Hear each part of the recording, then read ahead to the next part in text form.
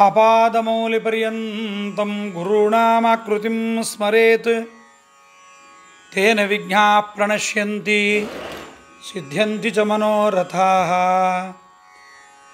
ಯೋऽन्तಃ ಪ್ರವಿಶ್ಯ ಮಮ ವಾಚಮಿಮಾಂ ಪ್ರಸುಪ್ತಾಂ ಸಂಜೀವಯತ್ಯ ಕಿಲ ಶಕ್ತಿಧರಸ್ವಧಾಮ್ನಾ ಅನ್ಯಾಂಶ್ಚ ಹಸ್ತಚರಣಶ್ರವಣತ್ವಗಾದೀನ್ ಪ್ರಾಣಾನ್ನಮೋ ಭಗವತೆ ಪುರುಷಾಯ ತುಭ್ಯಂ. ಭವತಿ ಯದನುಭಾವಾದೇಡಮೂಕೋऽಪಿ ವಾಗ್ಮೀ ಜಡಮತಿರಪಿ ಜಂತುರ್ಜಾಯತೆ ಪ್ರಾಜ್ಞಮೌಲಿಃ ಸಕಲವಚನಚೇತೋ ದೇವತಾ ಭಾರತೀ ಸಾ ಮಮ ವಚಸಿ ನಿಧತ್ತಾಂ ಸನ್ನಿಧಿಂ ಮಾನಸೇ ಚ. ಶ್ರೀಮತೋ ರಾಘವೇಂದ್ರಸ್ಯ ನಮಾಮಿ ಪದಪಂಕಜೇ ಕಾಮಿತಾಶೇಷಕಲ್ಯಾಣ ಕಲನಾಕಲ್ಪಪಾದಪೋ. ಜಲಜ್ಯೇಷ್ಠನಿಭಾಕಾರಂ ಜಗದೀಶಪದಾಶ್ರಯಂ ಜಗತೀತಲವಿಖ್ಯಾತಂ ಜಗನ್ನಾಥಗುರುಂ ಭಜೆ. ಹರಿಕಥಾಮೃತಸಾರ ಗುರುಗಳ ಕರುಣದಿಂದಾಪನಿತು ಪೇಳುವೆ, ಪರಮ ಭಗವದ್ಭಕ್ತರು ಇದನ್ನು ಆದರದಿ ಕೇಳುವುದು.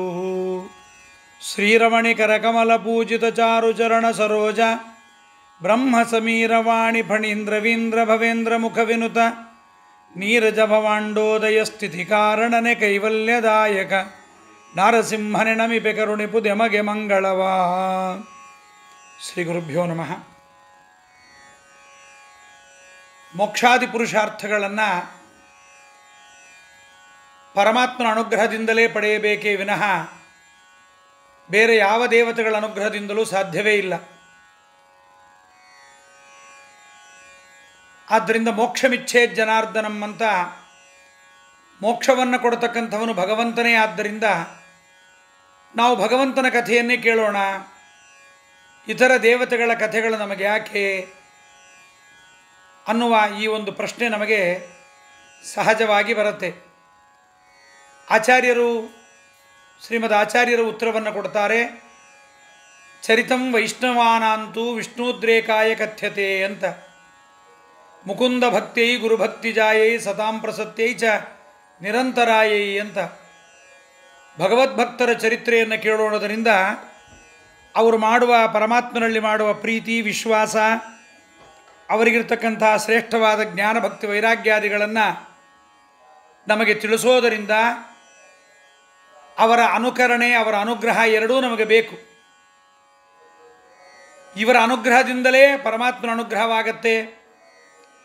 ಆದ್ದರಿಂದಲೇ ಭಾಗವತದಲ್ಲೂ ಕೂಡ ಧ್ರುವರಾಜ ಹೇಳ್ತಾನೆ, ಯಾ ನಿವೃತ್ತಿಸ್ತನುಭೃತಾಂ ತವ ಪಾದ ಪದ್ಮಧ್ಯಾನಾತ್ ಭವಜ್ಜನ ಕಥಾಶ್ರವಣೇನ ವಾಸ್ಯಾತ್ ಸಾಬ್ರಹ್ಮಣಿ ಸ್ವಮಹಿಮನ್ಯಪಿ ನಾಥಮಾಭೂತ್ ಕಿಂ ವಂತಕಾಶಿಲುಳಿತಾತ್ ಪತತಾಂ ವಿಮಾನಾತ್ ಎಂಬುದಾಗಿ ಭಗವದ್ಭಕ್ತರ ಮತ್ತು ಭಗವಂತನ ಅನುಗ್ರಹ ನಮಗಿಬ್ಬರದೂ ಬೇಕು. ಭಗವದ್ಭಕ್ತರು ಅಂತ ಅನಿಸಿಕೊಂಡವರೇ ಭಗವಂತ ಅಲ್ಲ. ಭಗವಂತ ಬೇರೆ, ಭಗವದ್ಭಕ್ತರು ಬೇರೆ.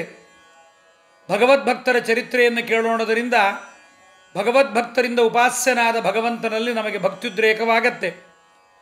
ಆದ್ದರಿಂದ ಭಕ್ತಿಯ ಅವರ ಕಥೆಗಳನ್ನು ನಾವು ಕೇಳಬೇಕು. ಅಪ್ಪೆಚ್ಚುತೋ ಗುರುದ್ವಾರ, ಪರಮಾತ್ಮ ಅನುಗ್ರಹ ಮಾಡುವುದೇ ಗುರುಗಳ ಮೂಲಕವಾಗಿ. ಪರಮಾತ್ಮ ಪ್ರತ್ಯಕ್ಷವಾಗಿ ಬರೋದಿಲ್ಲ, ಗುರುವಂತರ್ಯಾಮಿಯಾಗಿ ದರ್ಶನವನ್ನು ಕೊಡ್ತಾನೆ. ಅಂತಹ ಗುರುಗಳ ಬಗ್ಗೆ ವಿಶೇಷವಾದ ಅನುಸಂಧಾನವನ್ನು ಕರುಣಾಶಾಲಿಗಳಾದ ಜಗನ್ನಾಥದಾಸವರೇಣ್ಯರು ಸರ್ವಪ್ರತೀಕ ಸಂಧಿಯಲ್ಲಿ ವ್ಯಾಪ್ತೋಪಾಸಕರಾದ ದೇವತೆಗಳ ಬಗ್ಗೆ, ಅವರ ಆಚರಣೆಗಳ ಬಗ್ಗೆ, ಅಪರೋಕ್ಷ ಜ್ಞಾನಿಗಳಾದ ಅವರ ರೀತಿ ನೀತಿಗಳು, ಅವರು ಸಂಚಾರವನ್ನು ಮಾಡತಕ್ಕಂಥ ರೀತಿ, ಎಲ್ಲ ಕಡೆಯಲ್ಲಿ ಭಗವಂತನ ಅನುಸಂಧಾನವನ್ನು ಮಾಡುವ ಪದ್ಧತಿಯನ್ನು ಹರಿಕಥಾಮೃತ ಸಾರದ ಈ ಸಂಧಿಯಲ್ಲಿ ತಿಳಿಸಿಕೊಡ್ತಾ ಇದ್ದಾರೆ. ಹಿಂದಿನ ಪದ್ಯಗಳಲ್ಲಿ ಗಂಗಾದಿ ತೀರ್ಥಗಳು ತಾವೊಲಿದು ಬಂದಲ್ಲಿ ನೆಲೆಗೊಂಡ ಅಖಿಲಾರ್ಥಗಳನ್ನು ಕೊಡ್ತಾರೆ ಅಂತ ಹೇಳಿದರು. ಅವರು ಅಲ್ಲಿಗೆ ಹೋದರೆ ಸಾಕಂತೆ ಗಂಗಾದಿ ನದ್ಯಭಿಮಾನಿ ದೇವತೆಗಳು ಉಕ್ಕರೆದು ಬರ್ತಾರೆ. ಆದ್ದರಿಂದ ಅವರಿದ್ದಲ್ಲಿಗೂ ಗಂಗಾದಿ ತೀರ್ಥಗಳು ಬರ್ತಾರೆ. ಶ್ರೀಪಾದರಾಜರಿಗೆ ನರಸಿಂಹ ತೀರ್ಥದಲ್ಲಿ ಗಂಗೆ ಬಂದಿದ್ದಾಳೆ. ಆನಂದ ತೀರ್ಥ ಭಗವತ್ಪಾದರು ಕಾಶಿಗೆ ಹೋಗ್ತೀನಿ ಗಂಗಾ ಸ್ನಾನ ಮಾಡಲಿಕ್ಕೆ ಅಂತಂದಾಗ ಅಚ್ಯುತ ಪ್ರೇಕ್ಷಾಚಾರ್ಯರು ಅನಂತೇಶ್ವರನ ಪ್ರಾರ್ಥನೆ ಮಾಡಿದಾಗ ಅನಂತೇಶ್ವರ ಒಬ್ಬ ಭಕ್ತನಲ್ಲಿ ಆವಿಷ್ಟನಾಗಿ ತಾನು ಬಂದ ಕ್ರಮವನ್ನು ತೋರಿಸಿ ಇತಸ್ತೃತೀಯೇ ದಿವಸೇ ದ್ಯುನಿಮ್ನಗ ತ್ವದರ್ಥಮಾಸ್ಮಾಕ ತಟಾಕಮಾವ್ರಜೇತ್ ಅಥೋ ನಯಾಯಾದಿತಿತಂ. ನೀವು ಹೋಗಬೇಕಾಗಿಲ್ಲ, ನೀವು ಇದ್ದಲ್ಲಿಗೆ ಗಂಗೆ ಬರ್ತಾಳೆ. ಯಾಕೆಂದರೆ ನೀವು ದೊಡ್ಡವರು, ಗಂಗೆಯನ್ನು ಪಾವನ ಮಾಡತಕ್ಕಂಥವರು. ಆದ್ದರಿಂದ ಸಜ್ಜನರು ತೀರ್ಥಯಾತ್ರಾ ನೆಪವನ್ನು ಮಾಡಿಕೊಂಡು ತೀರ್ಥೀಕುರುವಂತಿ ತೀರ್ಥಾನಿ ಸ್ವಾಂತಸ್ಥೇನ ಗದಾಭೃತ ಅಂತ ತಮ್ಮೊಳಗಿರುವ ಭಗವಂತನಿಗೆ ಸ್ನಾನವನ್ನು ಮಾಡಿಸಿ ತೀರ್ಥಾಭಿಮಾನಿ ದೇವತೆಗಳಿಗೆ ಬಂದ ಪಾಪಗಳನ್ನು ಕಳೆಯುತ್ತಾರೆ. ಆದ್ದರಿಂದ ದೊಡ್ಡ ಜ್ಞಾನಿಗಳಿಗೆ ತೀರ್ಥಯಾತ್ರಾ ಬೇಕು ಅಂತೇನಿಲ್ಲ, ಆದರೂ ಅವರು ಮಾಡಲೇಬೇಕು. ದೇಹಾಭಿಮಾನದ ಪರಿತ್ಯಾಗಕ್ಕೆ, ಅಂತಃಕರಣದ ಶುದ್ಧಿಗೆ, ತದ್ವಾರ ಶ್ರೇಷ್ಠವಾಗಿರತಕ್ಕಂತಹ ಭಗವದ್ ಅನುಗ್ರಹಕ್ಕೆ ಅವರಿಗೆ ಅದು ಬೇಕೇ ಬೇಕು. ಮತ್ತು ಅಜ್ಞರಿಗೆ ತಮ್ಮ ಚರ್ಯೆಯಿಂದ ಆಚರಣೆಯನ್ನು ಅವರು ಮಾಡಬಹುದು ಅನ್ನುವುದನ್ನು ತೋರಿಸಲಿಕ್ಕೂ ಬೇಕು. ಆದ್ದರಿಂದ ಅಜ್ಞಪ್ರಾಜ್ಞರಿಬ್ಬರೂ ಕರ್ಮವನ್ನು ಮಾಡುತ್ತಾರೆ.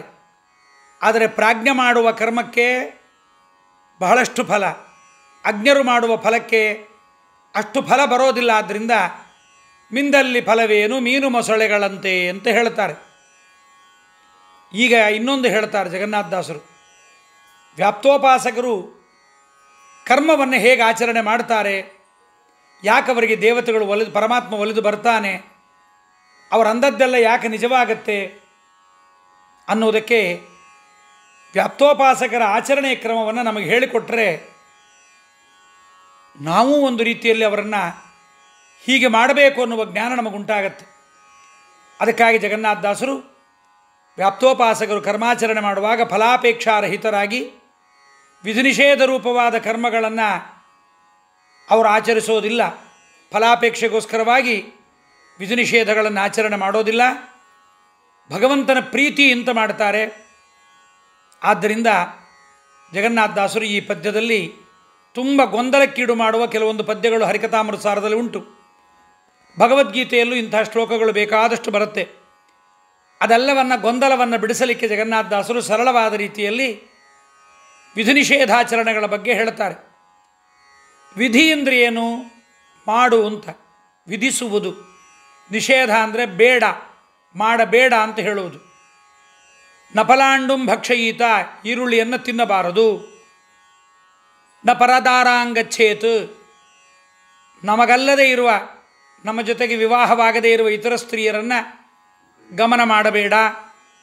ನಫಲಾಂಡುಂ ಭಕ್ಷಯೀತ, ಸುಳ್ಳನ್ನು ಹೇಳಬೇಡ. ಇವೆಲ್ಲ ನಿಷೇಧ. ಅಹರಹ ಸಂಧ್ಯಾಮುಪಾಸೀತ, 3 ಕಾಲಗಳಲ್ಲೂ ಸಂಧ್ಯಾವಂದನೆಯನ್ನು ಮಾಡಬೇಕು. ಸತ್ಯಂ ವದ, ಧರ್ಮಂಚರ, ತಂದೆ ತಾಯಿಗಳಿಗೆ ನಮಸ್ಕಾರ ಮಾಡು, ಸತ್ಯವನ್ನು ಹೇಳು, ಧರ್ಮಾಚರಣೆ ಮಾಡು, ಇವೆಲ್ಲ ವಿಧಿ. ಸುಳ್ಳು ಹೇಳಬೇಡ, ಇವೆಲ್ಲ ವಿಧಿ. ಈ ವಿಧಿ ನಿಷೇಧಗಳನ್ನು ನಾವೆಲ್ಲ ಆಚರಣೆ ಮಾಡುವಾಗ ಇದೇನು ವಿಧಿ ಹೇಳಿದ್ದಾರಲ್ರಿ, ಹುಟ್ಟುಬಿಟ್ಟಿದ್ದೀವಲ್ಲ ಬ್ರಾಹ್ಮಣರಾಗಿ ಮಾಧ್ವರಾಗಿ, ಮಾಡಲೇಬೇಕಲ್ಲ ಅಂತ ವಿಧಿಯನ್ನು ಮಾಡುವಾಗ ತುಂಬ ಗೊಂದಲಕ್ಕೀಡಾಗಿ ಕಷ್ಟದಿಂದ, ಇಲ್ಲ ಭಯದಿಂದ, ಸಮಾಜದ ಭಯದಿಂದಲೋ ಇಲ್ಲ ದೇವರ ಭಯದಿಂದಲೋ ಆಚರಣೆ ಮಾಡ್ತೇವೆ. ನಿಜವಾಗಲೂ ವಿಧಿ ನಿಷೇಧಗಳ ಹಿನ್ನೆಲೆ ಬೇರೆ. ಜಗನ್ನಾಥದಾಸರು ಹೇಳ್ತಾರೆ, ವಿಧಿ ನಿಷೇಧಗಳು ಏನು, ಅದನ್ನು ಹೇಗೆ ದೊಡ್ಡ ಜ್ಞಾನಿಗಳು ಆಚರಣೆ ಮಾಡ್ತಾರೆ ಅನ್ನೋದನ್ನು ಈ ಪದ್ಯದಲ್ಲಿ ಬಹಳ ಚೆನ್ನಾಗಿ ಹೇಳ್ತಾರೆ. ನದ ನದಿಗಳಿಳೆಯೊಳಗೆ ಪರಿವವು ಉದಧಿ ಪರ್ಯಂತರದಿ ತರುವಾಯದಲ್ಲಿ ರಮಿಸುವವಲ್ಲಿ ತನ್ಮಯವಾಗಿ ತೋರದಲೇ ವಿಧಿ ನಿಷೇಧಗಳಾಚರಿಸುವರು ಬುಧರು ಭಗವದ್ರೂಪ ಸರ್ವತ್ರದಲ್ಲಿ ಚಿಂತನೆ ಬರಲು ತ್ಯಜಿಸುವರಖಿಲ ಕರ್ಮಗಳ. ನದ ನದಿಗಳಿಳೆಯೊಳಗೆ ಪರಿವವು ಉದಧಿ ಪರ್ಯಂತರದಿ ತರುವಾಯದಲ್ಲಿ ರಮಿಸುವವಲ್ಲಿ ತನ್ಮಯವಾಗಿ ತೋರದಲೇ ವಿಧಿ ನಿಷೇಧಗಳಾಚರಿಸುವರು ಬುಧರು ಭಗವದ್ರೂಪ ಸರ್ವತ್ರದಲ್ಲಿ ಚಿಂತನೆ ಬರಲು ತ್ಯಜಿಸುವರ ಕಿಳ ಕರ್ಮಗಳ. ನದ ಪದಚ್ಛೇದ ಹೇಳ್ತಾ ಇದ್ದೀನಿ. ನದ ನದಿಗಳು ಇಳೆಯೊಳಗೆ ಪರಿವವು, ಉದಧಿ ಪರ್ಯಂತರದಿ ತರುವಾಯದಲ್ಲಿ ರಮಿಸುವವು, ಅಲ್ಲಿ ತನ್ಮಯವಾಗಿ ತೋರದಲೆ. ವಿಧಿ ನಿಷೇಧಗಳ ಆಚರಿಸುವರು ಬುಧರು ಭಗವದ್ರೂಪ ಸರ್ವತ್ರದಲ್ಲಿ ಚಿಂತನೆ ಬರಲು ತ್ಯಜಿಸುವರು ಅಖಿಲ ಕರ್ಮಗಳ. ತುಂಬ ಗೊಂದಲಕ್ಕೀಡು ಮಾಡುವ, ಅನೇಕರು ಗೊಂದಲದಲ್ಲಿ ಬಿದ್ದು ಅಪಾರ್ಥವನ್ನು ಮಾಡಿಕೊಂಡವರೇ ಹರಿಕಥಾಮೃತ ಸಾರವನ್ನು ಶಾಸ್ತ್ರೀಯ ತಳಹದಿ ಇಲ್ಲದೆ, ಶಾಸ್ತ್ರೀಯ ತಳಹದಿ ಇರುವ ಗುರುಗಳ ಅನುಸರಣೆಯನ್ನು ಮಾಡದೆ, ಕೇವಲ ಪದ್ಯಗಳ ಮೇಲರ್ಥವನ್ನು ನೋಡಿ ಜಗನ್ನಾಥದಾಸರ ಅಂತರಾರ್ಥವನ್ನು ತಿಳಿಯದೆ, ಶಾಸ್ತ್ರದಲ್ಲಿ ಬರುವ ಭಗವದ್ಗೀತಾ ಪುರಾಣಗಳಲ್ಲಿ ಬರುವ ಮಾತುಗಳನ್ನು ಅರ್ಥ ಮಾಡಿಕೊಳ್ಳದೆ ಯಾವ್ಯಾವ ರೀತಿಯಲ್ಲೂ ಹೇಳುತ್ತಾರೆ. ಕೆಲವೊಂದು ಮತಗಳಲ್ಲಿ ಅಪರೋಕ್ಷ ಜ್ಞಾನಿಗಳಿಗೆ ಕರ್ಮವೇ ಇಲ್ಲ ಅಂತ ಹೇಳ್ತಾರೆ. ಅಪರೋಕ್ಷ ಜ್ಞಾನಿಗಳಾದವರಿಗೆ ಕರ್ಮ ಬೇಕಾಗಿಲ್ಲ, ಅವರಿಗೆ ಕರ್ಮಾಚರಣೆಯೇ ಬೇಕಾಗಿಲ್ಲ, ಅಪರೋಕ್ಷ ಜ್ಞಾನ ಬಂದುಬಿಟ್ರೆ ಆಯಿತು ಅನ್ನುವ ಮಾತನ್ನು ಹೇಳ್ತಾರೆ. ಆದ್ದರಿಂದ ಜಗನ್ನಾಥದಾಸರು ಇಲ್ಲಿ ಅದನ್ನು ಬಿಡಿಸಿ ಎಲ್ಲವನ್ನೂ ಕೂಡ ನಾವು ತಿಳಿಯಬಹುದು. ನದಗಳು ಮತ್ತು ನದಿಗಳು ಅಂತ. ನದಗಳು ಅಂದರೆ ಗಂಡು ನದಿಗಳು, ಗಂಡು ನದಿಗಳಲ್ಲ, ಗಂಡ ನದಿಗಳು, ಗಂಡು ನದಿಗಳು. ಅದನ್ನು ಜೊತೆಗೆ ನದಿ ಅಂತಲೇ ಕರೆದು ಬಿಡ್ತೀವಿ, ಹರಿಯೋದೆಲ್ಲ ನದಿ ಅಂತ. ಸಿಂಧು, ಬ್ರಹ್ಮಪುತ್ರ, ಶೋಣ, ಭದ್ರ ಇವೆಲ್ಲ ನದಗಳು, ಪುಲ್ಲಿಂಗ, ಜಲಪ್ರವಾಹ. ಅದು 10 ಕೋಟಿ ಇದೆ ಅಂತ ಪದ್ಮಪುರಾಣದಲ್ಲಿ ಹೇಳ್ತಾರೆ. ನದಗಳು, ನದ ಮತ್ತು ನದಿ ದೇವತೆಗಳು ಭೂಮಿಯ ಮೇಲೆ ಸಮುದ್ರವನ್ನು ಸೇರುವ ಪರ್ಯಂತ ಮಾತ್ರ ಹರಿಯುತ್ತೆ. ಮುಂದೆ ಸಮುದ್ರದಲ್ಲಿ ಎಲ್ಲರೂ ಒಂದಾಗಿ ಸೇರಿಬಿಡ್ತಾರೆ. ಅವರು ಬೇರೆ ಬೇರೆ ನದಿಗಳಾಗಿರುವುದು ಬೇರೆಯವರಿಗೆ ಮಾತ್ರವಲ್ಲ, ನದ್ಯಭಿಮಾನಿ ದೇವತೆಗಳಿಗೂ ಗೊತ್ತಾಗೋದಿಲ್ಲ. ತನ್ಮಯವಾಗಿ ಸಮುದ್ರ ರಾಜನೊಂದಿಗೆ ರಮಿಸ್ತಾರೆ. ಹಾಗೆ ಜ್ಞಾನಿಗಳು ಕೂಡ ಪರಮಾತ್ಮನನ್ನು ಪ್ರತ್ಯಕ್ಷವಾಗಿ ಕಾಣುವ ತನಕ ಮಾತ್ರ ವೇದದ ವಿಧಿನಿಷೇಧಗಳ ಅನುಸಾರ ಕರ್ಮವನ್ನು ಆಚರಣೆ ಮಾಡುತ್ತಾರೆ. ಹೊರತು ಎಲ್ಲೆಡೆ ಪರಮಾತ್ಮನ ರೂಪಗಳ ಚಿಂತನೆ ಬಂತು ಅಂದರೆ ಮುಂದೆ ಎಲ್ಲ ಕರ್ಮಗಳನ್ನು ತ್ಯಜಿಸ್ತಾರೆ, ಪರಮಾತ್ಮನ ಆಲಿಂಗನದಲ್ಲಿ ತನ್ಮಯರಾಗಿ ಆನಂದಿಸ್ತಾರೆ ಅಂತ ತಾತ್ಪರ್ಯ. ಪದಪದಗಳ ವಿಚಾರವನ್ನು ನೋಡಿದರೆ ಭಾಗವತದಲ್ಲಿ ಒಂದು ಮಾತು ಬರುತ್ತೆ, ಮುಂದೆ ಹೇಳುತ್ತೇನೆ. ನದ ನದಿಗಳಿಳೆಯೊಳಗೆ ಪರಿವವು ಉದಧಿ ಪರ್ಯಂತರದಿ. ಗಂಡು ನದಿಗಳು, ಹೆಣ್ಣು ನದಿಗಳು, ಗಂಡು ನದಗಳು, ಹೆಣ್ಣು ನದಿಗಳು. ನದ ನದಿಗಳು ಸಮುದ್ರ ಸೇರುವ ತನಕ ಬೇರೆ ಬೇರೆಯಾಗಿ ಹರಿಯುತ್ತೆ, ನಮಗೆ ಗೋಚರವಾಗತ್ತೆ. ಸಮುದ್ರವನ್ನು ಸೇರಿದ ಬಳಿಕ ಬೇರೆಯಾಗಿ ನಮಗೆ ಕಾಣಿಸೋದಿಲ್ಲ, ಎಲ್ಲವೂ ಉಪ್ಪು ನೀರಾಗಿರುತ್ತೆ. ಸಮುದ್ರದಲ್ಲಿ ತನ್ಮಯವಾಗಿ ರಮಿಸುವಂತೆ ಕಾಣಿಸುತ್ತೆ. ನದ ಮತ್ತು ನದಿ ದೇವತೆಗಳು ಸಮುದ್ರವನ್ನು ಸೇರುವವರೆಗೆ ಬೇರೆ ಬೇರೆಯಾಗಿರ್ತಾರೆ. ಸಮುದ್ರ ರಾಜರನ್ನು ಸೇರಿದರು ಅಂದರೆ, ಸಮುದ್ರಕ್ಕೆ ಪ್ರವೇಶ ಮಾಡಿತು ಅಂದರೆ ಮುಂದೆ ಇದು ಈ ನದ, ಇದು ಈ ನದಿ ಅಂತ ನೀರುಗಳು ಸಮುದ್ರ ನೀರಿನೊಳಗೆ ತನ್ಮಯವಾಗಿ ರಮಿಸುವಂತೆ ಬೇರೆ ಬೇರೆಯಾಗಿ ಜನರಿಗೆ ಮಾತ್ರವಲ್ಲದೆ ನದ್ಯಭಿಮಾನಿ ದೇವತೆಗಳಿಗೂ ಇದು ನಾವು ಬೇರೆ ಇದ್ದೇವೆ, ಬೇರೆ ನೀರಿದೆ ಅಂತ ಅವ್ರಿಗೂ ಕಾಣಿಸೋದಿಲ್ಲ. ತಮ್ಮ ನೀರು ಯಾವುದು, ಇತರ ನದಿಗಳ ನೀರು ಯಾವುದು, ಸಮುದ್ರದ ನೀರು ಯಾವುದು ಅಂತ ಅಭಿಮಾನಿ ದೇವತೆಗಳಿಗೂ ಗೊತ್ತಾಗಲ್ಲ.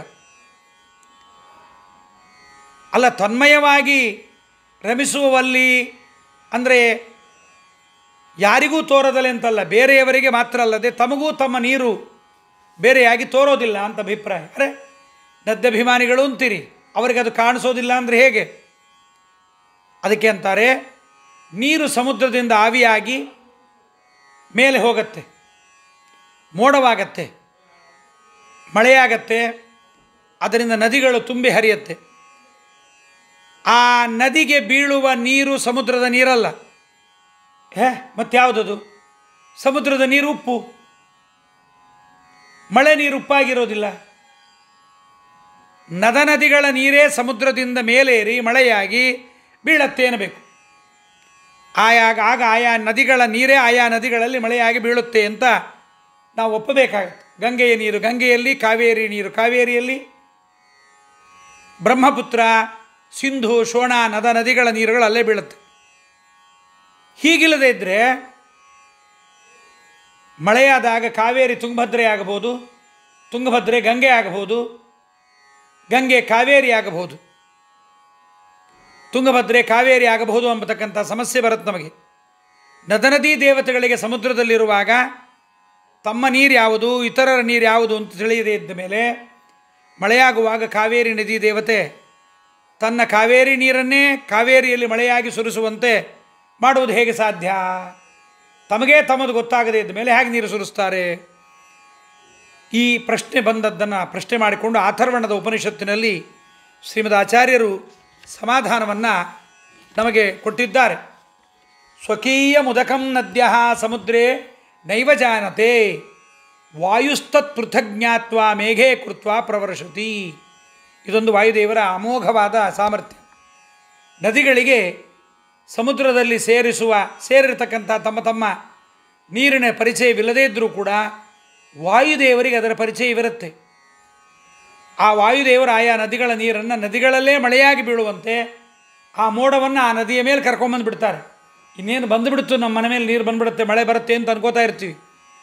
ಆದರೆ ಆ ಮೋಡ ಭಯಂಕರವಾಗಿ ಬಂದಿರುತ್ತೆ, ಗುಡುಗಾಗುತ್ತಿರುತ್ತೆ, ಮಿಂಚಾಗತ್ತೆ, ಭಾರೀ ಕಪ್ಪನೆ ಮೋಡ ಬಂದಿರುತ್ತೆ, ಬೀಳೋದಿಲ್ಲ, ಮುಂದೆ ಹೊಟ್ಟೋಗ್ಬಿಡುತ್ತೆ.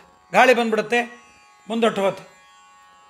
ವಾಯುದೇವರು ಏನು ಮಾಡ್ತಾರೆ? ಗಾಳಿಯ ಮೂಲಕವಾಗಿ ಮೇಘದಲ್ಲಿ ಸೇರಿದ ನೀರನ್ನು ಆಯಾ ನದಿಗಳ ಮೇಲ್ಭಾಗದಲ್ಲೇ ಮೋಡಗಳನ್ನು ವ್ಯವಸ್ಥಿತವಾಗಿ ನಿಲ್ಲಿಸಿ ಅಥವಾ ಆ ನದಿಗೆ ಹರಿದು ಬರುವ ಬೆಟ್ಟಗುಡ್ಡಗಳ ಮೇಲೆ ಅದನ್ನು ಸುರಿಸಿ ನದಿಗೆ ಆ ನೀರು ಬರುವಂತೆ ವಾಯುದೇವರು ಮಾಡಿಸ್ತಾರೆ. ಆದ್ದರಿಂದ ಗಂಗೆಯ ನೀರು ಯಾವಾಗಲೂ ಗಂಗೆಗೆ, ತುಂಗೆಯ ನೀರು ಯಾವಾಗಲೂ ತುಂಗೆಯೇ ಆಗತ್ತೆ.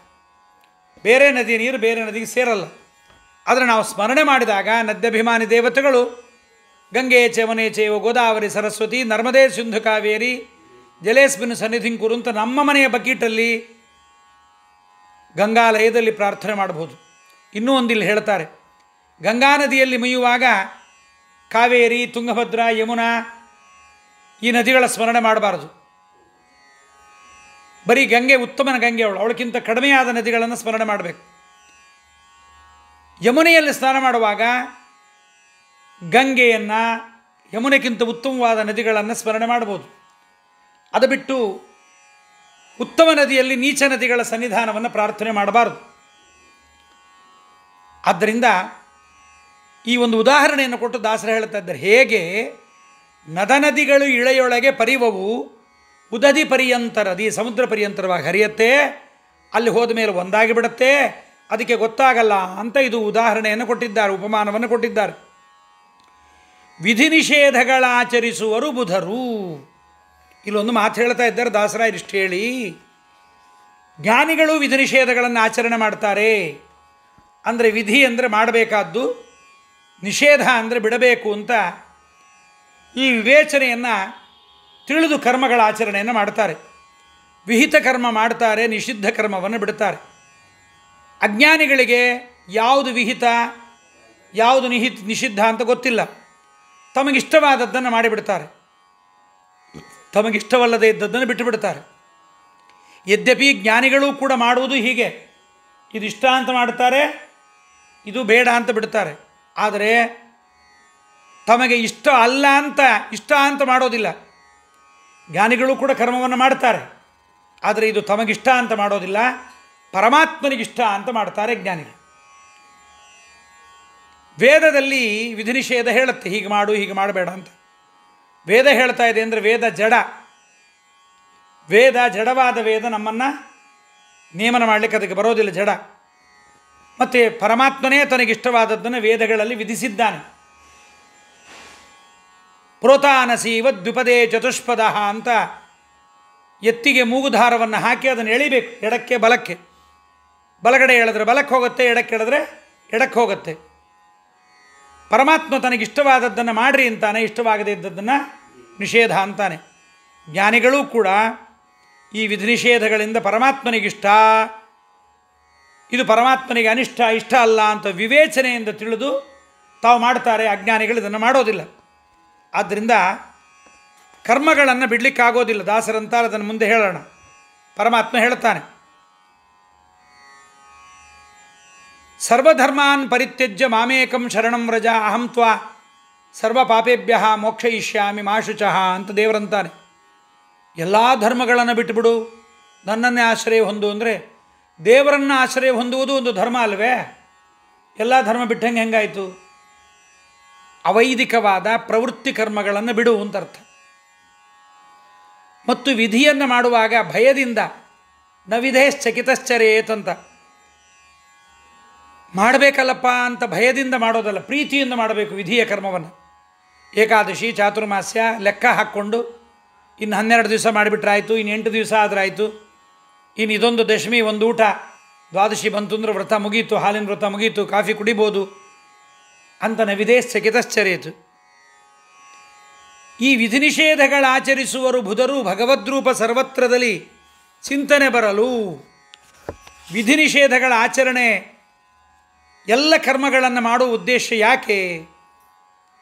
ಇದಿವತ್ತು ನಮ್ಮ ಮಕ್ಕಳಿಗೆ ಹೇಳಬೇಕು. ನಾವು ಮಡಿ ಉಟ್ಕೊಂಡು ಊಟ ಮಾಡು, ಹೊರಗಡೆ ಬಂದ ಮೇಲೆ ಕೈಕಾಲು ತೊಳ್ಕೋ, ಅದೇ ಬಟ್ಟೆಯಲ್ಲಿ ಊಟ ಮಾಡಬೇಡ, ಸಂಧ್ಯಾವಂದನೆಯನ್ನು ಮಾಡು, ಸುಳ್ಳು ಹೇಳಬೇಡ, ಕಳ್ಳತನ ಮಾಡಬೇಡ, ಪರಸ್ತ್ರೀ ಪರಪುರುಷರ ಕಡೆಗೆ ಹೋಗಬೇಡ ಅಂತೆಲ್ಲ ಮಕ್ಕಳಿಗೆ ನಾವು ಹೇಳಬೇಕು.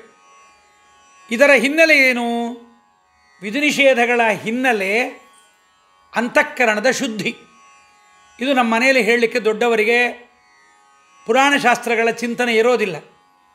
ಮಕ್ಕಳು ಅತಿಯಾಗಿ ಕೇಳಿದ್ರೆ ನಿನಗೆ ಗೊತ್ತಿಲ್ಲ, ನೀನು ನಂಗೆ ಯಾಕೆ ಹೇಳ್ತೀಯ, ನಿನಗೆ ಗೊತ್ತಿಲ್ಲ, ಸುಮ್ಮನೆ ಮೂಢನಂಬಿಕೆ ಅದೆಲ್ಲ, ಬಟ್ಟೆ ಚೇಂಜ್ ಆಗಿಬಿಟ್ರೆ ಏನು ವ್ಯತ್ಯಾಸ, ಮಡಿ ಉಟ್ಕೊಂಡು ಯಾಕೆ ಊಟ ಮಾಡಬೇಕು, ಹೇಗೆ ತಿಂದ್ರೇನು, ಇವೆಲ್ಲ ಅಲ್ಲ. ಅಂತಃಕರಣ ಶುದ್ಧಿಯಾಗಬೇಕಾದರೆ ಬಟ್ಟೆಯ ಬದಲಾವಣೆಯ ಜೊತೆಗೆ ಬಟ್ಟೆಯನ್ನು ಬದಲಾವಣೆ ಮಾಡಿದಾಗ ನಾನೀಗ ಪಾಪ ಕೆಲಸಗಳನ್ನು ಮಾಡಬಾರದು. ಹೇಗೆ ಯೂನಿಫಾರ್ಮನ್ನು ಹಾಕಿಕೊಂಡಾಗ ಸ್ಕೂಲ್ಗೆ ಹೋದವನು ನನ್ನ ಯೂನಿಫಾರ್ಮ್ ಯಾವ ಸ್ಕೂಲ್ನವನು ಅಂತ ಗೊತ್ತಾಗತ್ತೆ, ಯಾವ ತರಗತಿಯವನು ಅಂತ ಗೊತ್ತಾಗತ್ತೆ, ಅದರಿಂದ ನಾನು ಅಲರ್ಟ್ ಆಗಿರಬೇಕು ಅಂತ ಅವನಿಗೆ ಯೂನಿಫಾರ್ಮ್ ಹಾಕೋದು. ಹಾಗೆಯೇ ವಿಧಿಗಳನ್ನು ಆಚರಣೆ ಮಾಡುವುದು ಅಂತಃಕರಣ ಶುದ್ಧಿಗೋಸ್ಕರವಾಗಿ. ಹೌದು, ಅಂತಃಕರಣ ಶುದ್ಧಿಯಾದರೂ ಯಾಕೆ ನಮಗೆ ಬೇಕು ಅಂದರೆ, ಅಂತಃಕರಣ ಶುದ್ಧಿಯಾಗದೇ ಇದ್ದರೆ ಭಗವಂತನ ದರ್ಶನ ಆಗೋದಿಲ್ಲ, ಪರಮಾತ್ಮನ ಚಿಂತನೆ ಬರೋದಿಲ್ಲ. ಪರಮಾತ್ಮನ ಚಿಂತನೆ ಬರಬೇಕು ಅಂದರೆ ಅಂತಃಕರಣ ಶುದ್ಧಿಯಾಗಬೇಕು. ಅಂತಃಕರಣ ಶುದ್ಧಿಯಾಗಬೇಕು ಅಂದರೆ ಶಾಸ್ತ್ರೋಕ್ತವಾದ ಕ್ರಮಾನುಷ್ಠಾನವನ್ನು ಮಾಡಬೇಕು. ಆದ್ದರಿಂದ ಭಗವದ್ರೂಪದ ಚಿಂತನೆ ಬರಲಿಕ್ಕೋಸ್ಕರವಾಗಿ, ಅಂತಃಕರಣದ ಶುದ್ಧಿಗೋಸ್ಕರವಾಗಿ ವಿಧಿಯನ್ನು ಮಾಡಬೇಕು. ಭಗವಂತನ ಚಿಂತನೆ ಬರುತ್ತಾಗ ನಮಗೆ. ಹೌದು, ಅಂತಃಕರಣ ಶುದ್ಧಿಯಾಯಿತು, ಭಗವದ್ರೂಪದ ಚಿಂತನೆ ಬರ್ತಾ ಇದೆ, ಈಗ ಯಾಕೆ ಮಾಡಬೇಕು ಕರ್ಮಗಳನ್ನು? ನಮಗೆ ದೇವರ ಚಿಂತನೆ ಬರ್ತಾ ಇದೆ, ದೇವರ ಸ್ಮರಣೆ ಬರ್ತಾ ಇದೆ.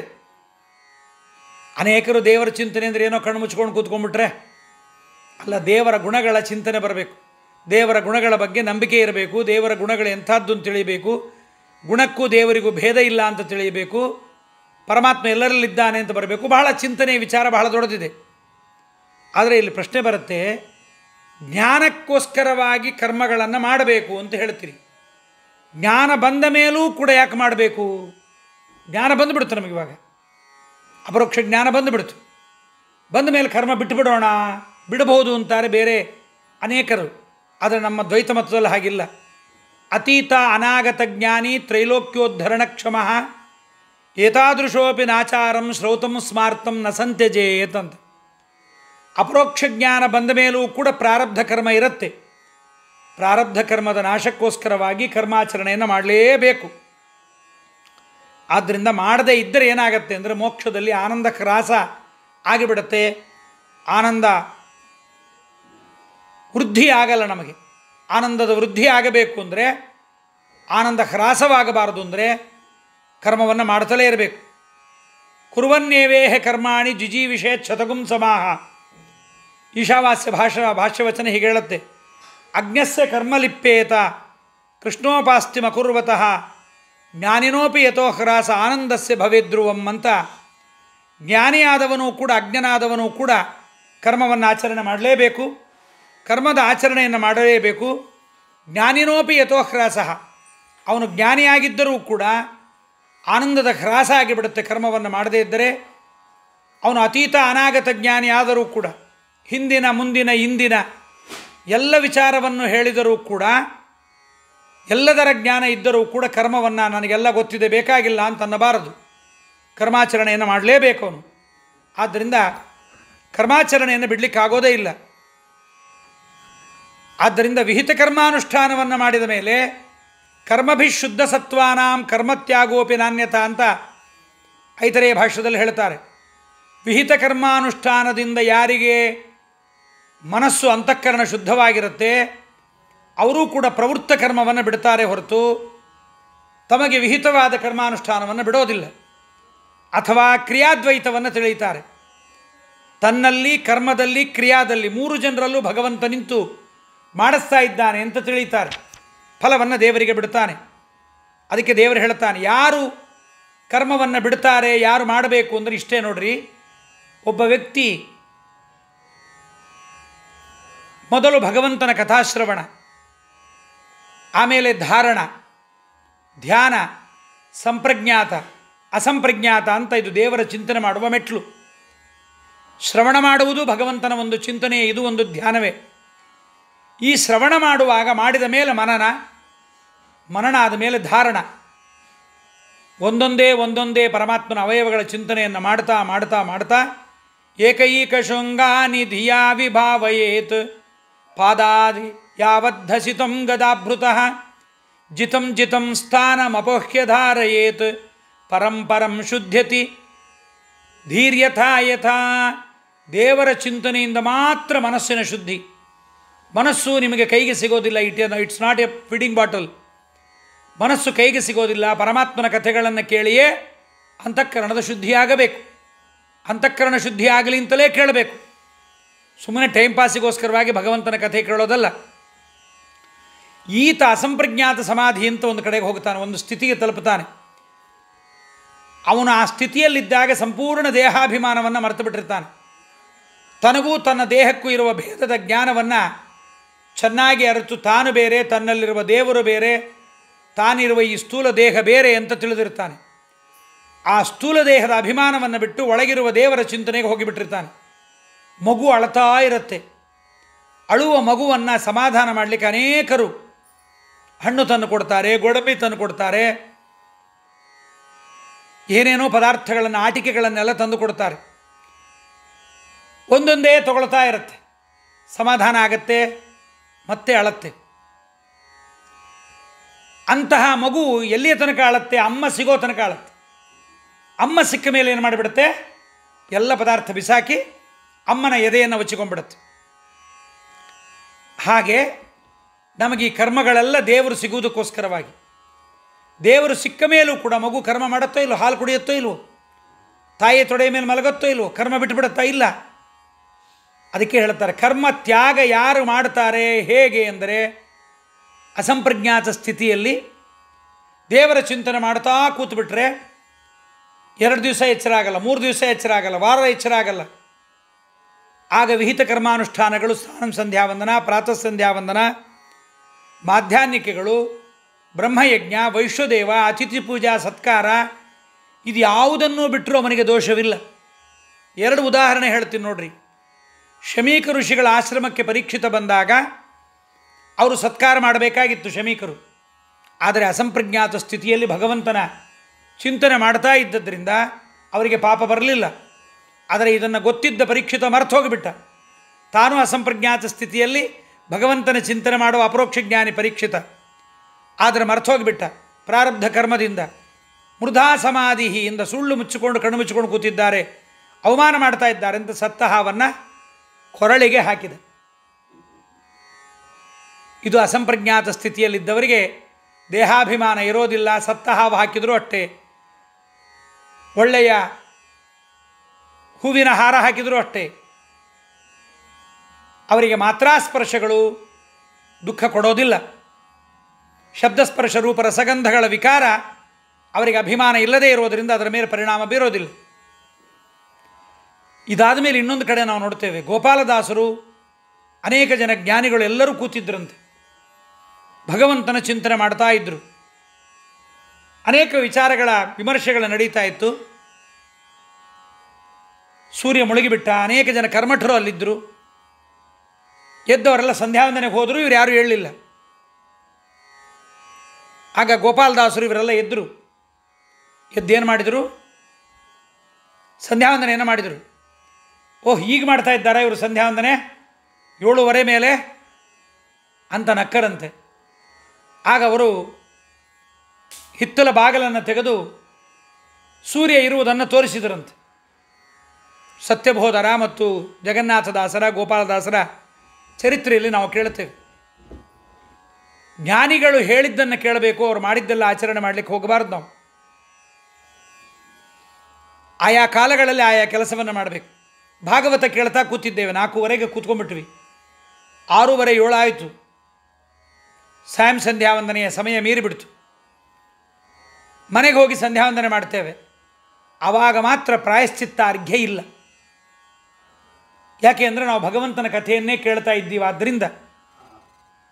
ಆದ್ದರಿಂದ ಭಗವಂತನ ಚಿಂತನೆ ಮಾಡ್ತಾ ಇರೋದರಿಂದ ಅದರ ಬಿಟ್ಟದ್ದ ಪಾಪ ನಮಗೆ ಬಲ್ಲ, ಪ್ರಾಯಶ್ಚಿತ್ತಾರ್ಘ್ಯ ನಮಗಿಲ್ಲ.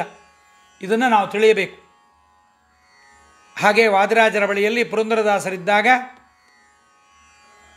ಪುರಂದರದಾಸರ ಆಚರಣೆಗಳು ಅನೇಕರಿಗೆ ಕುಹಕವಾಗಿ, ವ್ಯಂಗ್ಯವಾಗಿ ನೋಡೋರಿಗೆ ಗ್ರಾಸ ಒದಗಿಸ್ತಾ ಇತ್ತು. ಪುರಂದರದಾಸರನ್ನು ಬೇಕು ಅಂತ ಅವಸರ ಮಾಡಿ ವಾದರಾಜರ ಮಠಕ್ಕೆ ದ್ವಾದಶಿ ಪಾರಣೆ ಕರೆದುಬಿಟ್ರು. ವಾದರಾಜರು, ನಮ್ಮ ಪುರಂದರದಾಸರು ಇನ್ನೂ ಪೂರ್ತಿ ತಮ್ಮ ಆಹ್ನಿಕ ದೇವಪೂಜಾ ಮುಗಿಸಿರಲಿಲ್ಲ. ಆದರೆ ಅಷ್ಟರೊಳಗಾಗಿ ಪುರಂದರದಾಸರು ಬಂದರು, ತೀರ್ಥ ಆಯಿತು, ಊಟಕ್ಕೂ ಹಾಕಿಬಿಟ್ರು. ಊಟ ಆದಮೇಲೆ ಪುರಂದರದಾಸರು ಏನು ಮಾಡ್ತಾರೆ ಅಂತ ನೋಡೋಕ್ಕೆ ಹೋದರು. ನದಿಗೆ ಹೋದರು ಪುರಂದರದಾಸರು. ಒಂದು ಬಾಳೆ ಎಲೆಯನ್ನು ತಂದು ಅದನ್ನು ನದಿಯ ಕಲ್ಲಿನ ಮೇಲೆ ಹಾಸಿ ಊಟ ಮಾಡಿದ್ದನ್ನೆಲ್ಲ ಒಂದಿಷ್ಟು ದೊನ್ನೆಗಳನ್ನು ತಂದರು. ದೊನ್ನೆಗಳನ್ನು ಮಾಡಿದರು.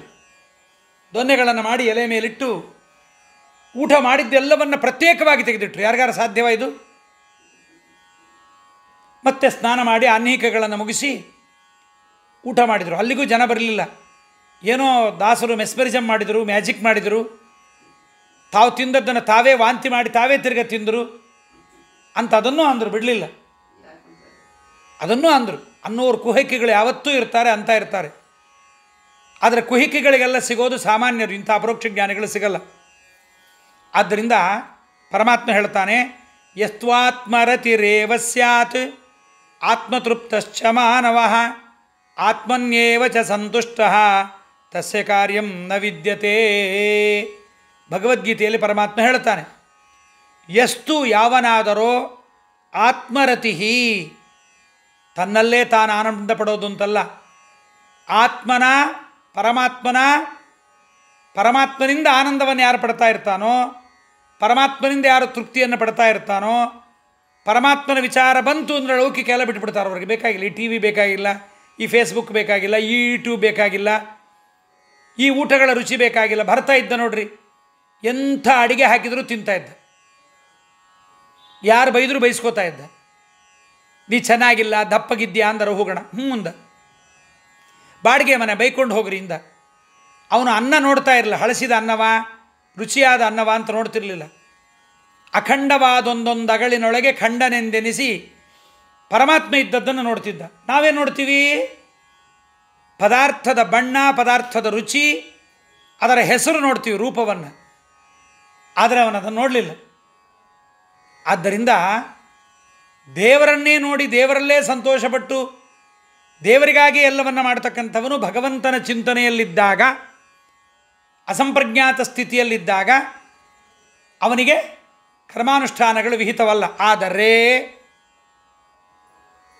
ಅವನಿಗೆ ಎಚ್ಚರ ಬಂತು 4 ದಿವಸ ಆದಮೇಲೆ ಅಥವಾ 2 ಗಂಟೆ ಆದಮೇಲೆ, 1 ದಿವಸ ಆದಮೇಲೆ ಎಚ್ಚರಿಕೆ ಬಂತು ಅಂದರೆ, ಎದ್ದ ಮೇಲೆ ಎಷ್ಟು ದಿವಸ ಸಂಧ್ಯಾವಂದನೆ ಬಿಟ್ಟಿರ್ತಾನೆ ಅಷ್ಟು ದಿವಸದ್ದು ಮಾಡಿ, ಪ್ರಾಯಶ್ಚಿತ್ತಾರ್ಘ್ಯ ಇಲ್ಲ, ಮಾಡಲೇಬೇಕು. ಎದ್ದ ಮೇಲೆ ಮತ್ತೆ ಅವತ್ತಿನ ಸಂಧ್ಯಾವಂದನೆಯನ್ನು ಮಾಡಿ ಮುಗಿಸಿ ಕರ್ಮಾನುಷ್ಠಾನವನ್ನು ಮಾಡಬೇಕು. ಆದ್ದರಿಂದ ನಾವಿಲ್ಲಿ ಗಮನಿಸಬೇಕು, ದೇವಹೂತಿ ದೇವಿ ತೃತೀಯ ಸ್ಕಂದ ಭಾಗವತದಲ್ಲಿ ಒಂದು ಮಾತು ಕೇಳ್ತಾಳೆ, ನಿನ್ನ ಭಕ್ತರು ಎಲ್ಲರೂ ಒಂದೇನೋ, ಅವರಲ್ಲೂ ತಾರತಮ್ಯ ಇದೆಯೋ ಸ್ವಾಮಿ ಅಂತ ಕೇಳ್ತಾಳೆ. ಏಕೆಂದರೆ ಎಲ್ಲರೂ ಹರಿಸರ್ವೋತ್ತಮ ಅಂತಾರೆ, ವಾಯುಜೀವೋತ್ತಮ ಅಂತಾರೆ, ಮುದ್ರೆ ಗೋಪಿಚಂದನವು ಅವರವರ ಮತಾಚರಣೆಗಳ ವಿಚಾರವನ್ನು ಇಟ್ಕೊಂಡಿರ್ತಾರೆ, ದೇವರಲ್ಲಿ ಪ್ರೀತಿಯನ್ನು ಮಾಡ್ತಾರೆ, ದೇವರ ಮುಂದೆ ದೀಪ ಹಚ್ಚುತ್ತಾರೆ, ಅಭಿಷೇಕ ಮಾಡ್ತಾರೆ, ತೀರ್ಥ ತಗೊಳ್ತಾರೆ, ಉಪವಾಸ ವ್ರತ ನೇಮಗಳನ್ನು ಮಾಡ್ತಾರೆ. ಎಲ್ಲರೂ ಒಂದೇ ರೀತಿಯ ಭಕ್ತರ, ತಾರತಮ್ಯ ಇದೆಯಾ ಅಂತ ಕೇಳ್ತಾಳೆ ದೇವಹೂತಿ. ಆಗ ಪರಮಾತ್ಮ ಹೇಳ್ತಾನೆ, ಭಕ್ತರು ಮತ್ತು ಭಕ್ತಿಯ ತಾರತಮ್ಯವನ್ನು ಹೇಳ್ತಾನೆ. ದೇವಾನಾಂ ಗುಣಲಿಂಗಾನಾಂ ಆನುಶ್ರಾವಿಕ ಕರ್ಮಣಾಂ ಸತ್ವ ಏವೈಕ ಮನಸಃ ವೃತ್ತಿ ಸ್ವಾಭಾವಿಕೀತುಯ ಅಂತ ತೃತೀಯ ಸ್ಕಂದ ಭಾಗವತದಲ್ಲಿ ಕಪಿಲೋಪಾಖ್ಯಾನದಲ್ಲಿ ಈ ಶ್ಲೋಕವನ್ನು ಕೇಳ್ತೇವೆ. ಯಾರು ಉತ್ತಮವಾದ ಭಕ್ತರು ಅಂದರೆ ದೇವತೆಗಳಂತೆ, ನಾವಲ್ಲ. ಅದಕ್ಕೆ ಸರ್ವಪ್ರತೀಕ ಸಂಧಿ ನಮಗಲ್ಲ, ವ್ಯಾಪ್ತೋಪಾಸಕರಾದ ದೇವತೆಗಳ ಪರಿಚಯ ನಮಗೆ ಮಾಡಿಕೊಡ್ತಾ ಇದ್ದಾರೆ ಜಗನ್ನಾಥದಾಸರು. ತಿಳ್ಕೊಳ್ರಿ, ಇದು ನಾವು ಮಾಡಬಹುದು ಅಂತಲ್ಲ, ಅವರು ಮಾಡ್ತಾ ಇದ್ದಾರೆ, ಮಾಡ್ತಾರೆ ಅನ್ನೋದನ್ನು ಹೇಳ್ತಾರೆ. ನಾವು ಹಾಗೆ ವಿಧಿ ನಿಷೇಧಗಳನ್ನು ಆಚರಣೆ ಮಾಡುವುದು ಅಂತಃಕರಣ ಶುದ್ಧಿ, ಅಂತಃಕರಣದ ಶುದ್ಧಿಯಿಂದ ಭಗವಂತನ ಚಿಂತನೆ, ತನ್ಮೂಲಕವಾಗಿ ಪಾಪಾದಿಗಳ ನಾಶಕ್ಕಾಗಿ ಮಾಡಬೇಕು, ಪರಮಾತ್ಮನ ಪ್ರೀತಿಗಾಗಿ ಮಾಡಬೇಕು ಅನ್ನುವುದು ಬೇಕೇ ಹೊರತು ಅದನ್ನು ಬಿಟ್ಟು ಬೇರೆಯನ್ನು ಮಾಡಬಾರ್ದು. ಸಂಕರ್ಷಣ ಒಡೆಯರು ಇವರೆಲ್ಲ ಈ ವ್ಯಾಖ್ಯಾನಗಳಲ್ಲಿ ಇದನ್ನು ಕೊಡ್ತಾರೆ. ಯಸ್ತ್ವೈವಾತ್ಮರಥೋ ಮುಕ್ತಃ ಕಾರ್ಯಂ ತಸ್ಯೈವ ನಾಸ್ತಿ. ದೇವರಿಂದ ಯಾರಿಗೆ ಸಂತೋಷ ಇದೆ ಅವರಿಗೆ ಲೋಕದ ವ್ಯವಹಾರ ಬೇಕಾಗಿಲ್ಲ. ನೋಡ್ರಿ, ಇನ್ನೊಂದು ಉದಾಹರಣೆ. ದಕ್ಷನ ಯಜ್ಞದ ಪ್ರಸಂಗದಲ್ಲಿ ದಕ್ಷ ಪ್ರಜಾಪತಿ ಬಂದಾಗ ರುದ್ರದೇವರು ಎದ್ದು ಗೌರವ ಕೊಡೋದಿಲ್ಲ. ಯಾಕೆ ಅಂದರೆ ಅವರು ಜಗತ್ತು ನೋಡ್ತಾ ಇರಲಿಲ್ಲ, ಅಪರೋಕ್ಷ ಜ್ಞಾನಿಗಳು. ಅಂತರಂಗದಲ್ಲಿ ಭಗವಂತನ ಚಿಂತನೆ ಮಾಡ್ತಾ ಇದ್ದರು. ನವೇದವಾದಾನ್ ಅನುವರ್ತತೆ ಧೀಹಿ ಅಂತಾರೆ. ಪರಮಾತ್ಮನಲ್ಲಿ ಚಿಂತನೆಯನ್ನು ಯಾರು ಮಾಡ್ತಾ ಇರ್ತಾನೆ, ದೇವರಿಂದ ಆನಂದ ಪಡ್ತಾ ಇರ್ತಾನೆ, ದೇವರ ಗುಣಗಳ ಚಿಂತನೆ, ದೇವರ ರೂಪದ ಚಿಂತನೆ ಬಂದಾಗ ನಗುವರೋ, ರೋಧಿಸುವರೋ, ನಾಟ್ಯವಾಡುವರೋ, ಬಗೆಯರೋ ಬಡತನ ಭಾಗ್ಯ ಭಾಗವತರು ಅಂತ. ಅಂತಹ ಜ್ಞಾನಿಗಳಿಗೆ ಜನ ಬಂದದ್ದು ಹೋದದ್ದು ಗೊತ್ತಾಗಲ್ಲ, ದೇವರ ಚಿಂತನೆಯಿಂದಲೇ ಆನಂದವನ್ನು ಪಡ್ತಾ ಇರ್ತಾರೆ. ಯಸ್ತ್ವೈವ ಆತ್ಮರಥೋ ಮುಕ್ತಃ, ಸರ್ವ ಬಾಹ್ಯ ವಿಚಾರಗಳಿಂದ ಯಾರು ಮುಕ್ತನಾಗಿರ್ತಾನೆ, ಕಾರ್ಯಂ ತಸ್ಯೈವ ನಾಸ್ತಿ, ಅವನಿಗೇನು ಮಾಡಬೇಕಾದದ್ದಿಲ್ಲ. ಆದ್ದರಿಂದ ದೇವತೆಗಳೇ ಉತ್ತಮರು. ಅನುಶ್ರಾವಿಕ ಕರ್ಮೋಸು ಶ್ರುತ್ಯುಕ್ತಂ ಯೋನಲಂಘಯೇತ್. ಶ್ರುತಿಗಳಲ್ಲಿ ವೇದಗಳಲ್ಲಿ ಏನೇನು ಮಾಡಬೇಕು ಅಂತ ಹೇಳಿದ್ದಾರೆ ಅದೆಲ್ಲ ಕರ್ಮಗಳನ್ನು ದೇವತೆಗಳು ಒಂದನ್ನೂ ಬಿಡದೆ ಮಾಡ್ತಾರೆ. ದೇವತೆಗಳಲ್ಲೂ ಲೋಪ ಬರುತ್ತಂತೆ ಕರ್ಮಾನುಷ್ಠಾನದಲ್ಲಿ. ಆದರೆ ಚೂರೂ ಕರ್ಮದಲ್ಲಿ ಲೋಪಾನುಷ್ಠಾನ ಬರದೆ ಮಾಡೋ ದೇವತೆ ಅಂದರೆ ಬ್ರಹ್ಮದೇವರೊಬ್ಬರೇ. ಆದ್ದರಿಂದ ತಾರತಮ್ಯದಲ್ಲಿ ಬ್ರಹ್ಮದೇವರು ಉತ್ತಮರಾಗಿರ್ತಕ್ಕಂಥವರು, ರುಜುಗಣಾಧೀಶ್ವರರು, ಪ್ರಭಂಜನ ಶಬ್ದವಾಚ್ಯರು. ಮುಂದೆ ಪರಮಾತ್ಮನ ಜೊತೆಗೆ ಸಹಭೋಗವನ್ನು ಪರಮಾತ್ಮನ ತೊಡೆಯ ಮೇಲೆ ಕೂತು ಜೀವರು ಮಾಡಿದ ಪುಣ್ಯದ ಭಾಗವನ್ನು ಭೋಗವನ್ನು ಪಡ್ತಾರೆ.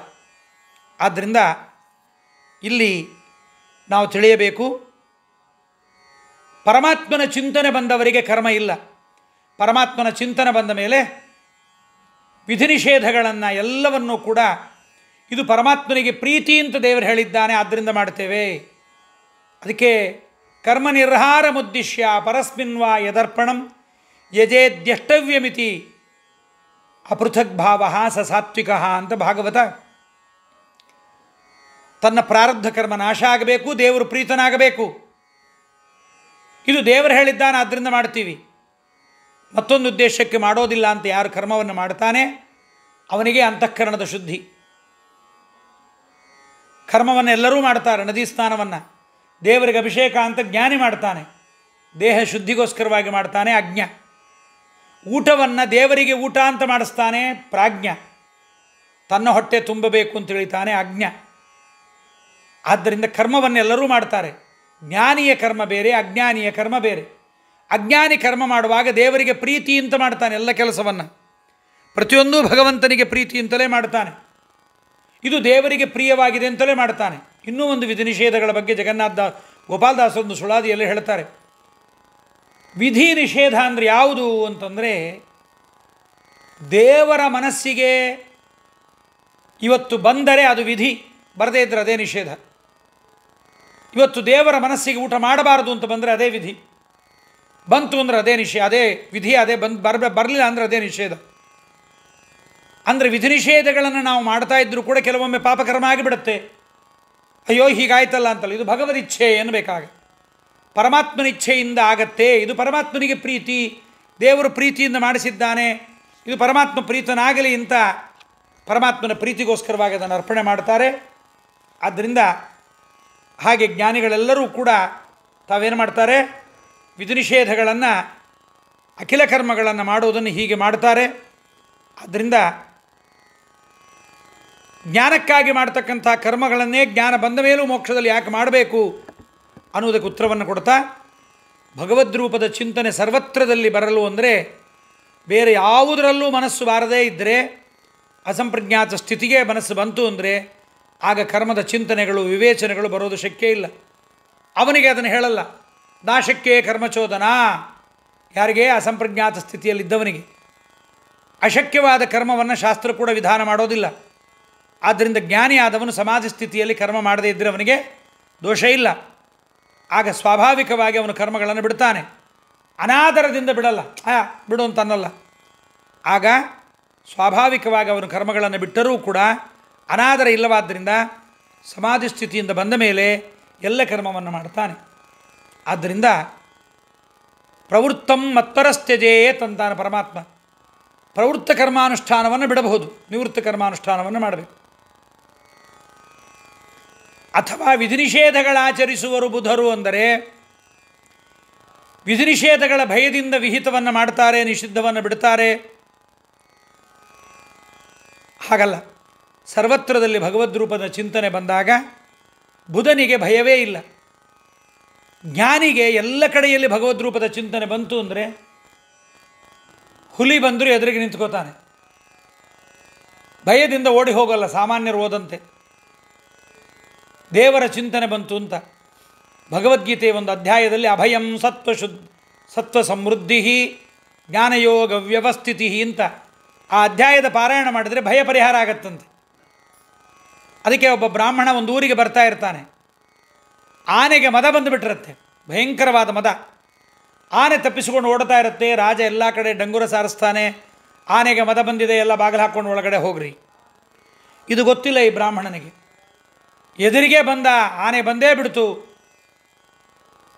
ಭಗವದ್ಗೀತಾ ಪಾರಾಯಣ ಮಾಡ್ತಾ ಇದ್ದಾನೆ. ಅಭಯಂ ಸತ್ವ ಸಂಶುದ್ಧಿ ಜ್ಞಾನಯೋಗ ವ್ಯವಸ್ಥಿತಿ ಅಂತ ಸ್ತೋತ್ರ, ಅದನ್ನು ಭಗವದ್ಗೀತೆ ಹೇಳ್ತಾ ಇದ್ದಾನೆ. ಪರಮಾತ್ಮನಿಗೆ ಪ್ರೀತಿ ಬಂತು ಅಂತ ಆನೆ ನಿಂತುಬಿಡ್ತು. ಊರನ್ನೇ ನಡಗಿಸಿದ ಆನೆ ನಿಂತುಬಿಡ್ತು. ನಿಂತು ಸ್ತಬ್ಧವಾಯಿತು. ರಾಜ ಅಂದ, ಬ್ರಾಹ್ಮಣ ನಿನಗೇನಿದೆ ಆ ಶಕ್ತಿ ಕೊಡು ಅಂದ. ನನ್ನ ಹತ್ರ ಏನೂ ಇಲ್ಲ ಅಂದ ಬ್ರಾಹ್ಮಣ. ಮತ್ತು ನಿನ್ನ ಹತ್ರ ಬಂದ ಅಂಥ ಮದಿಸಿದ ಆನೆ ಸುಮ್ಮನೆ ಕೂತ್ಕೊಂತ ಹೇಗೆ? ಏನು ಮಾಡ್ತಾಯಿದ್ದೆ? ಏನಿಲ್ಲ, ನಾನು ಭಗವದ್ಗೀತಾ ಪಾರಾಯಣ ಮಾಡ್ತಾಯಿದ್ದೆ. ಭಗವದ್ಗೀತಾ ಪಾರಾಯಣ ಮಾಡಿದ್ರೆ ಹೀಗಾಗತ್ತೆ. ಹೌದು, ಒಂದೊಂದು ಅಧ್ಯಾಯಕ್ಕೆ 18 ಅಧ್ಯಾಯಕ್ಕೆ 18 ಫಲ ಇದೆ, ಮಹಾತ್ಮೆ ಇದೆ. ಅದರ ಚಿಂತನೆ ಮಾಡಿದೆ, ಹಾಗಾಯಿತು ಅಂತ. ಹಾಗಾಗಿ ಭಗವದ್ರೂಪದ ಚಿಂತನೆ ಸರ್ವತ್ರ ಭಯ ಬಂದಾಗ ಭಯರಹಿತವಾಗಿ ಈ ಕರ್ಮ ಭಯ ಇಲ್ಲ ಅಂತ ಅವ್ರು ಮಾಡೋದಿಲ್ಲ. ಹೀಗಾಗಿ ಅಖಿಲ ಕರ್ಮಗಳು ಅಂದರೆ ನಿಷೇಧ ಕರ್ಮಗಳನ್ನಲ್ಲದೆ ವಿಧಿಯನ್ನೂ ಕೂಡ ಭಯದಿಂದ ಆಚರಿಸದೇ ಬಿಡ್ತಾರೆ. ಸರ್ವಗಂ ಪರಮಾತ್ಮಾನಂ ಸರ್ವಂಚ ಪರಮಾತ್ಮನಿ ಯಃ ಪಶ್ಯೇತ್ ಸ ಭಯಾಭಾವಾತ್ ನಾತ್ಮಾನಂ ಗೋಪ್ತುಮಿಚ್ಛತಿ ಅಂತ ಈಶಾವಾಸ್ಯ ಭಾಷ್ಯದಲ್ಲಿ ಶ್ರೀಮದ್ ಆಚಾರ್ಯ ಹೇಳ್ತಾರೆ. ಸರ್ವಗಂ ಪರಮಾತ್ಮಾನಂ, ಎಲ್ಲದರಲ್ಲೂ ದೇವರ ಇದ್ದಾನೆ, ಎಲ್ಲವೂ ದೇವರ ಒಳಗಿದೆ. ಸರ್ವಂಚ ಪರಮಾತ್ಮನಿ, ಎಲ್ಲದರಲ್ಲೂ ದೇವರಿದ್ದಾನೆ, ಎಲ್ಲವೂ ದೇವರ ಒಳಗೆ ಇದೆ ಅಂತ ಯಾರು ತಿಳಿತಾನೆ ಅವನಿಗೆ ಭಯ ಇಲ್ಲ. ಇವರಲ್ಲೂ ದೇವರಿದ್ದಾನೆ, ಅವರಲ್ಲೂ ದೇವರಿದ್ದಾನೆ ಅನ್ನುವ ಚಿಂತನೆ ಬಂದುಬಿಡ್ತು ಅಂದರೆ ಬಾಧ್ಯಬಾಧಕ ಪರಮಾತ್ಮನೇ ಅಂತ ತಿಳಿದಾಗ ದೇವರಿಗೆ ಮೊರೆ ಹೋಗ್ತಾನೆ ಅಂತ ಹೊರತು ಯಾರೋ ಹೊಡೆಯಕ್ಕೆ ಬಂದವನಿಗೆ ಮೊರೆ ಹೋಗೋದಿಲ್ಲ. ಅದಕ್ಕೆ ಹೊಡೆಸಿದ ಪ್ರಹ್ಲಾದ ಹಿರಣ್ಯಕಶಿಪುವಿಗೆ ಪ್ರಹ್ಲಾದ ಮೊರೆ ಹೋಗಿ, ನಂಗೆ ಹೊಡೆಸ್ಬೇಡಪ್ಪ, ನನಗೆ ಬೆಂಕಿಲಿ ಹಾಕಬೇಡಪ್ಪ, ನನ್ನ ನೀರಲ್ಲಿ ಮುಳುಗಿಸ್ಬೇಡಪ್ಪ, ನನಗೆ ವಿಷ ಕುಡಿಸ್ಬೇಡಪ್ಪ ಅಂತ ಕೇಳಲಿಲ್ಲ. ಯಾಕೆಂದರೆ ನಿನ್ನಲ್ಲಿದ್ದು ಪ್ರೇರಣೆ ಮಾಡ್ತಾ ಇರೋನು ಭಗವಂತ, ನನ್ನ ಪ್ರಾರಬ್ಧ ಕರ್ಮಾನುಸಾರವಾಗಿ ಭಗವಂತ ಮಾಡಿಸ್ತಾ ಇದ್ದಾನೆ ಅಂತ ಪ್ರಹ್ಲಾದ ತಿಳಿದು ಅಪ್ಪನಿಗೆ ನಮಸ್ಕಾರ ಮಾಡಿ ಅದನ್ನು ಬಿಡಲಿಲ್ಲ. ವಿಷವನ್ನು ಕುಡಿಯಬಾರದು ಅಂತಿದೆ, ಆದರೆ ವಿಷವನ್ನು ಕುಡ್ದ. ವಿಷದಲ್ಲೂ ದೇವರನ್ನು ಕಂಡ. ಎಲ್ಲದರಲ್ಲೂ ದೇವರನ್ನು ಕಂಡವನಿಗೆ ವಿಧಿ ನಿಷೇಧಗಳ ಭಯ ಅವನಿಗಿರೋದಿಲ್ಲ. ಅದನ್ನೇ ಜಗನ್ನಾಥದಾಸರು ನದ ನದಿಗಳಿಳೆಯೊಳಗೆ ಪರಿವವು ಉದಧಿ ಪರ್ಯಂತರದಿ ತರುವಾಯದಲ್ಲಿ ರಮಿಸುವವಲ್ಲಿ ತನ್ಮಯವಾಗಿ ತೋರದಲೇ